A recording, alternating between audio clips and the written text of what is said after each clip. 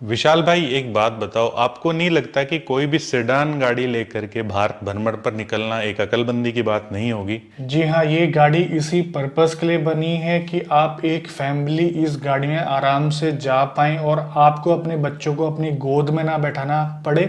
नमस्कार दोस्तों, एक बार फिर से स्वागत है आप लोगों का। उम्मीद है आप सब लोग बढ़िया होंगे और हाँ, अच्छे दिन आएंगे, हौसला मत हारिए। ठीक है, तो सबसे पहला सवाल आपका लेते हैं तुषार जी का। थोड़ा सा इनको कंफ्यूजन है दो गाड़ियों में, वो है अमेज VX और एस्पायर टाइटेनियम प्लस में। और इनको कंफ्यूजन ये है कि एक में स्पेस ज्यादा है और दूसरे में सेफ्टी ज्यादा है, और साथ के साथ ये भी पूछ रहे हैं कि किस में जाना चाहिए और किसकी बेटर सर्विस है। ओके, तो इनको किस में स्पेस ज्यादा लग रहा है और किस में सेफ्टी ज्यादा लग रही है भाई? मुझे तो लगता है इनको अमेज में स्पेस ज्यादा लग रहा है, जो कि है। और सेफ्टी? सेफ्टी लग रही है इनको एस्पायर में ज्यादा। ओके, देखो, नो डाउट इसमें कोई दो राय नहीं है कि एस्पायर एक वेल बिल्ड क्वालिटी वाली गाड़ी है, लेकिन यहाँ पर आपको बता दें कि अमेज जो है वो सेफ्टी नॉर्म्स के हिसाब से 4 स्टार लेकर के आई थी, और जबकि जो ये एस्पायर है आपकी, ये लेकर के आई थी 3 स्टार। तो यहाँ पर ये आपका सोचना थोड़ा सा गलत हो जाएगा कि आपकी अमेज जो है वो कम सेफ गाड़ी है। जो ये एस्पायर है ये 3 स्टार लेके आई थी काफी पहले। हो सकता है कि अभी इसका क्रैश टेस्ट हो तो ये हो सकता है कि 4 स्टार ले आए, क्योंकि कुछ सेफ्टी फीचर्स और ऐड हुए हैं इस गाड़ी में। और रही बात सर्विसिंग की, सर्विस जो है यहाँ पर फोर्ड की काफी अच्छी है। हम जितने भी फोर्ड के ओनर से आज तक मिले हैं, उन्होंने कभी भी फोर्ड की सर्विस को बेकार नहीं कहा, उल्टा एक्सीलेंट बोलते हैं। लेकिन इसका कतई ये मतलब नहीं है कि होंडा की सर्विस बुरी है। होंडा की सर्विस भी काफी अच्छी है और काफी मानी हुई सर्विस है। तो हमारे हिसाब से यहाँ पर आपको अमेज के ऊपर जाना चाहिए, क्योंकि आपको स्पेस भी ज्यादा मिल रहा है और सेफ्टी भी यहाँ पर कम से कम 4 स्टार लेकर के आई, तो अच्छी खासी है। तो अगला सवाल पूछ रहे हैं शशिकांत जी। इनका जो मैक्सिमम बजट है वो 11 लाख है, और इनको एक ऐसी कार चाहिए जिसमें ESP और हिल होल्ड वाले फीचर होने चाहिए, और पीछे की सीट में 3 लोग आसानी से बैठ जाएं। माइलेज जो है अबव एवरेज हो और ऑटोमेटिक ट्रांसमिशन चाहिए। इनकी रेंज में आ रही है नेक्सॉन, जो इन्हें पसंद नहीं है क्योंकि उसका माइलेज बहुत कम है। तो साथ ही साथ ये भी बोल रहे हैं कि क्या मुझे अमेज ले लेनी चाहिए या फिर ऑल्ट्रोज ले लेनी चाहिए। मुझे ये समझ में नहीं आ रहा कि इनकी प्रेफरेंस के होते हुए भी इन गाड़ियों को क्यों ये सेलेक्ट कर रहे हैं, क्योंकि इसमें तो ESP वगैरह और हिल होल्ड नहीं आता है। आप पहले ये डिसाइड करिए कि आपका वास्तव में चलना कितना होता है, क्योंकि इतना ज्यादा बहुत मैटर नहीं करता है। नेक्सॉन की भी माइलेज ठीक ठाक है, लेकिन आप अगर बहुत ही ज्यादा हार्ड फुट से चलाते हैं या एकदम से एक्सीलरेट करते हैं तो भाई आपको कोई भी गाड़ी माइलेज अच्छा खासा नहीं देगी। ठीक ठाक माइलेज निकाल देती है नेक्सॉन, ये तो मानते हैं कि बहुत बढ़िया नहीं है, लेकिन ओके टाइप की है।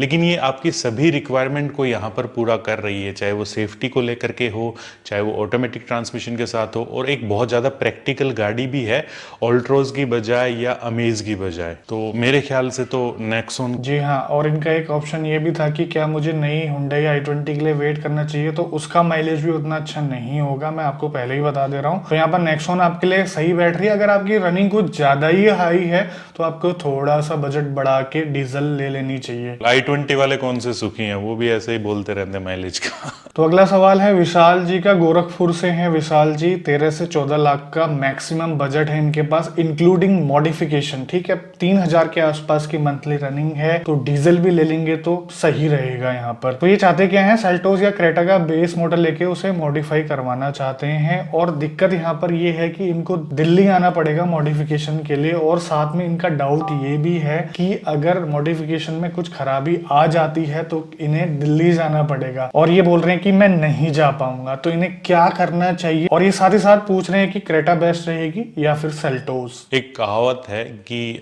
जो महंगा रोए एक बार और सस्ता रोए बार बार। ठीक है, वो आपके केस के अंदर किस तरीके से फिट हो रही है। अगर आप एक बेस मॉडल ले लेंगे, ठीक है, जो कि जिसमें कोई बुराई नहीं है, लेकिन आपको एसेसरीज लगवाने के लिए दिल्ली आना पड़ेगा। दूसरा, अगर कुछ एसेसरीज उसमें गलत फिटमेंट हो गया तो फिर बार बार आप दिल्ली वैली आना नहीं चाहोगे या नहीं आ पाओगे। ठीक है, तो आपका बजट यहाँ पर अच्छा खासा है, तो एक बार आप क्यों ना बेस मॉडल से ऊपर वाला वेरिएंट आप ले लें इन दोनों गाड़ियों में से कोई भी। और रही बात इन दोनों गाड़ियों में से चूज करने की, कौन सा आपको चूज करनी चाहिए, चाहे वो किया पे जाएं या या आप हुंडई पे जाएं तो आपके घर के आसपास सर्विस स्टेशन कौन सा है, अगर हुंडई का है जिसके चांसेस बहुत ज्यादा है तो बहुत बढ़िया बात है, क्योंकि इंडिया के अंदर जो है वो हुंडई के बहुत ज्यादा आउटलेट्स भी हैं, तो ना पार्ट्स में कोई मिलने में दिक्कत होगी आपको और ना गाड़ी मिलने के अंदर कोई दिक्कत होगी आपको। मैं एक बात और ऐड करना चाहता हूँ कि चाल चलन दोनों गाड़ियों का एक जैसा ही है, सब कुछ इसमें एक जैसा ही है। बस आपको ऐसा लगेगा कि आप क्रेटा में बैठे हुए हैं और उसमें आपको ऐसा लगेगा कि सेल्टोस में बैठे हुए हैं, क्योंकि उसका इंटीरियर एक्सटीरियर अलग है, बाकी चलाने में दोनों एक जैसे ही हैं। तो हमारी साफ साफ आपको राय यही है कि भैया बेस मॉडल को छोड़ करके ऊपर वाला वेरिएंट ले लो, क्योंकि आपका बजट अच्छा खासा है। तो कृष्णा जी का यहाँ पर सवाल है, ये पूछ रहे हैं कि क्या मुझे Tata Altroz XE rhythm package के साथ लेनी चाहिए या फिर रेनो ट्राइबर RXL यानी कि उसका बेस मॉडल लेना चाहिए। और इनकी मैं रिक्वायरमेंट बता देता हूँ। यहाँ पर आपको 5 एडल्ट हैं और 2 बच्चे हैं और हेल्दी मेंबर हैं जो एडल्ट हैं, और इनकी हाइट है 5 फीट के आसपास। ये चाहते हैं value for money, spacious, driving में जो कंफर्टेबल हो, लॉन्ग लास्टिंग हो। ये इनकी पहली कार होगी और इनका बजट जो है मैक्सिमम 6.5 लाख तक का ही है। रवि भाई यहाँ पर मेरे को लग रहा है कि वैल्यू फॉर मनी तो दोनों ही हैं, लेकिन फिर भी हम लोग यहाँ पर आपको ट्राइबर सजेशन में देना चाहेंगे। हालांकि हम बहुत कम सजेस्ट करते हैं ये गाड़ी, लेकिन आपकी रिक्वायरमेंट जो है वो बिल्कुल इसी से ही गाड़ी से मैच कर रही है, इस वजह से आपको ट्राइबर के ऊपर जाना चाहिए। जी हाँ, ये गाड़ी इसी पर्पस के लिए बनी है कि आप एक फैमिली इस गाड़ी में आराम से जा पाएं और आपको अपने बच्चों को अपनी गोद में ना बैठाना पड़े। आप उनको जो है पीछे आराम से बैठा सकते हैं और पीछे इतना स्पेस है कि बच्चे आराम से खेल भी सकते हैं उसमें। और हाँ, एक और बात, अगर आप थोड़ा सा वेट कर लें तो ज्यादा बेहतर है। हो सकता है कि इसके अंदर जो इंजन की शिकायत है कि यार थोड़ा सा कम पावरफुल है, तो हो सकता है इसमें टर्बो इंजन भी आपको मिल जाए। तो विशाल जी का यहाँ पर बजट है 25 लाख रुपए का और मंथली रनिंग है 2500 किलोमीटर की, और नियर फ्यूचर में इंडिया में लॉन्ग ड्राइव करना चाहते हैं।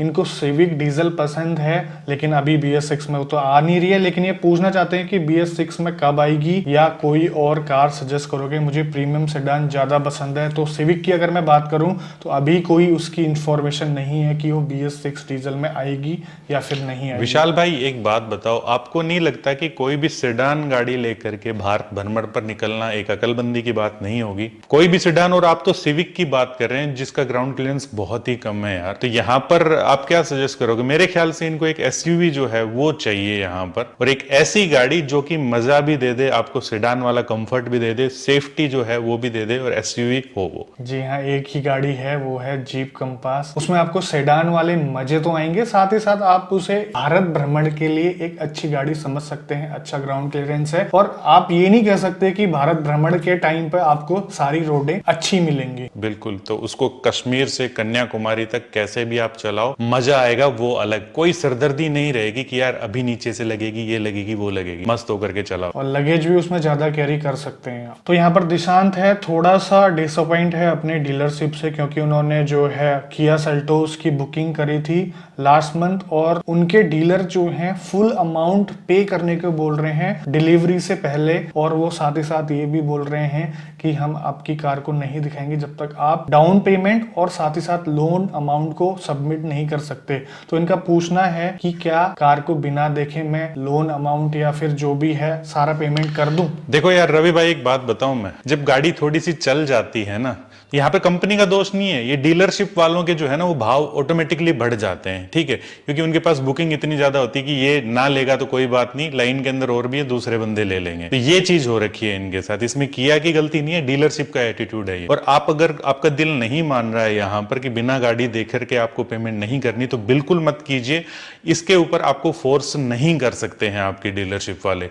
डेफिनेटली अगर वो ऐसा कर रहे हैं तो आप किया के अंदर शिकायत कर सकते हैं, वहां पर कस्टमर केयर के अंदर भी शिकायत आप लोग कर सकते हैं। एक दूसरा केस मेरे को क्या लग रहा है कि हो सकता है कि डीलरशिप के पास फंड ना हो, आपसे ये यहाँ पर फंड वगैरह लेकर के ऐसे आप जैसे और भी कस्टमर से फंड लेकर के किया से और गाड़ियां मंगवा रहे हो। तो आप अगर नहीं चाहते बिना देखे गाड़ी देना पेमेंट, तो बिल्कुल मत दीजिए। तो सत्येंद्र जी काफी ज्यादा कंफ्यूज हैं अपनी i20 2018 को लेकर। पेट्रोल i20 है, और सबसे ज्यादा जो है परेशान करने वाली बात i20 में ये रहती है कि वो माइलेज नहीं देती, और ये भी ऐसे ही ही परेशान हैं और ये इतना ज्यादा परेशान हो गए हैं कि इन्होंने मन बना लिया है डीजल कार लेने का और ये पूछ रहे हैं कि क्या मुझे सेकेंड हैंड कार ले लेनी चाहिए डीजल में या फिर मुझे नई खरीदनी चाहिए और मेरा बजट है यहाँ पर 6.5 लाख रुपए। सतेंद्र भाई थोड़ा ध्यान से सुनना इस बात को, हमें यहाँ पर अकलमंदी नहीं लग रही है कि आप दूसरी गाड़ी खरीदो। आप दूसरी गाड़ी के ऊपर जाओगे तो वहां पर इतना कितना इन्वेस्ट करोगे, कम से कम मरी से मरी 3-4 लाख तो करोगे ना डीजल की गाड़ी लेने के लिए।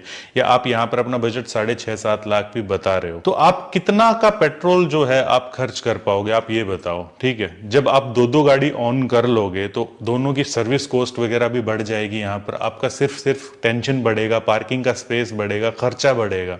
ठीक है, तो ये चीज, अगर आपको 2 गाड़ियों की रिक्वायरमेंट नहीं है तो आप बिल्कुल भी ये डिसीजन मत लेना। मेरे ख्याल से तो आपको अपने i20 को मस्त होकर के चलाना चाहिए और साथ के साथ आपको अपने पैसे भी बचाने चाहिए। पेट्रोल भराते वक्त दर्द जरूर होता है पेट्रोल गाड़ी में, लेकिन जो सर्विस कॉस्ट वगैरह और जो साथ के साथ जो इंश्योरेंस कॉस्ट अगर आप दूसरी गाड़ी की भी दोगे, साथ के साथ दोनों गाड़ी की दोगे, तब आपको बहुत बुरा लगेगा। उतने का तो आप पेट्रोल भी नहीं भरा पाओगे उस i20 में। तो 4 से 5 लाख रुपए इन्वेस्ट करके एक डीजल कार लेना वो समझदारी वाला डिसीजन नहीं है। इससे अच्छा इसमें पेट्रोल डाल के इसको खास तौर पर अब अगर यही आप पहले सोचते तो ये डिसीजन ज्यादा बढ़िया रहता। तो यहाँ पर समीर पूछ रहे हैं कि टाटा टियागो है, इनके पास 2-3 रिम तो बैंड इन्होंने पहले ही कर दिए हैं और ना इनकी गाड़ी बबलिंग कर रही है ना ही एयर लीक की कोई प्रॉब्लम है, तो मुझे क्या करना चाहिए? रिम रिपेयर करवाना चाहिए या फिर नहीं करवाना? चौथा और बैंड कर दो, हो सकता है तब भी बबलिंग ना करे। अलाइनमेंट करवाने जाओगे तो आप उसे बता देना कि आपके रिम में बैंड है, वो देख लेगा, 2 हथौड़े मार के सीधे करेगा और उसके बाद आपके व्हील को बैलेंस कर देगा। वो एक प्रॉपर जो है रिपेयर हो जाएगा। और कैसे चलाते हो यार गाड़ी भाई, गाड़ी ठीक से सीखो यार। मतलब ये टियागो बिल्कुल रफ एंड टफ तरीके से चलाते हैं, कुदा देते हैं कहीं पर भी है। तो लेते हैं आज का आखिरी सवाल, वो है दीपक शर्मा जी का और थोड़ा सा इंटरेस्टिंग है क्योंकि 2 गाड़ियों में कंफ्यूज हैं और दोनों गाड़ियां हैं जबरदस्त। एक है आपकी स्कॉर्पियो और दूसरी है XUV 500। पर्पस यहाँ पर मैं इनका आपको बता देता हूँ। ये जो है लद्दाख जैसी जगहों पे उस गाड़ी को चलाएंगे और लद्दाख टूर भी करना चाहते हैं और इनके पास सेकेंडरी गाड़ी भी है जो छोटे मोटे कामों के लिए है, सिर्फ इसी पर्पस के लिए रहेगी ये गाड़ी। और उनका मैक्सिमम बजट है 7 लाख रुपए का और ये कह रहे हैं कि 8 लाख रुपए में मुझे 2016 के आसपास XUV मिल जा रही है और साथ में ये चाह रहे हैं कि दोनों गाड़ियां अगर जो भी आप सजेस्ट करोगे 2016 से कम की ना हो, 2016 वेरिएंट से। देखो यार दोस्त, ऐसा है कि हमारे सजेशन से कुछ नहीं होता है कि आपको अगर हमने सजेस्ट करी और आपको गाड़ी मिल गई 2016 से ऊपर, क्योंकि आपका जिस हिसाब का बजट है 7 लाख का, तो सबसे पहले तो यही थोड़ी सी लिमिटेशन आ जाती है कि आपको 2016 से नीचे की ही गाड़ियां मिलेंगी। आपको सही बात बता रहा हूं, अगर बढ़िया गाड़ी रही तो आपको यहां पर स्कॉर्पियो के ऊपर जाना चाहिए XUV को छोड़ करके, क्योंकि आप घूमने के पर्पज से ले रहे हो, आप हिली रोड्स के ऊपर भी ज्यादा चलाओगे इसको, तो ये एक रियर व्हील ड्राइव गाड़ी है, बजती भी कम है XUV के मुकाबले, खड़खड़ाती मतलब कम है ये गाड़ी। और जब आप इसको दोबारा से बेचेंगे तो स्कॉर्पियो की रीसेल जो है वो आपको XUV से थोड़ी सी ज्यादा बेहतर मिल जाएगी। यहाँ पर एक SUV वाला जो फील है वो भी आपको स्कॉर्पियो में ज्यादा फील होगा। यहाँ पर ये भी पूछना चाह रहे हैं कि लॉकडाउन का इम्पैक्ट सेकेंड हैंड मार्केट में आएगा, तो मेरे हिसाब से तो बिल्कुल नहीं आएगा। उल्टा जो है ये होगा कि सेकेंड हैंड गाड़ियों की मार्केट जो है वो थोड़ा सा बढ़ सकती है, वहां पर डिमांड जो है बढ़ सकती है। गो फॉर स्कॉर्पियो और आपके बजट के अंदर मेरे ख्याल से S8 टाइप का जो है वो मॉडल मिल जाएगा 2015 के आसपास का। अगर 1-8 लाख का बजट आप बढ़ा सकते हैं तो आपको 2016 भी मिल जाएगी जो आपकी रिक्वायरमेंट है। तो ये थे आप लोगों के इंटरेस्टिंग सवाल जो हमने manandmotor.com और इंस्टाग्राम से लिए थे। तो मिलते हैं ऐसे किसी नेक्स्ट इन्फॉर्मेटिव वीडियो के अंदर। उम्मीद है आपको संतुष्टि हुई होगी जवाबों से, इसी मैसेज के साथ कि अगर लॉकडाउन में है तो घर पे रहिए और लॉकडाउन खुल चुका है और गाड़ी चला रहे हैं तो 4 व्हीलर चला रहे हैं तो सीट बेल्ट जरूर डालिएगा, 2 व्हीलर चला रहे हैं तो हेलमेट जरूर पहनिएगा। ओके, जय हिंद, जय भारत, भारत माता की जय।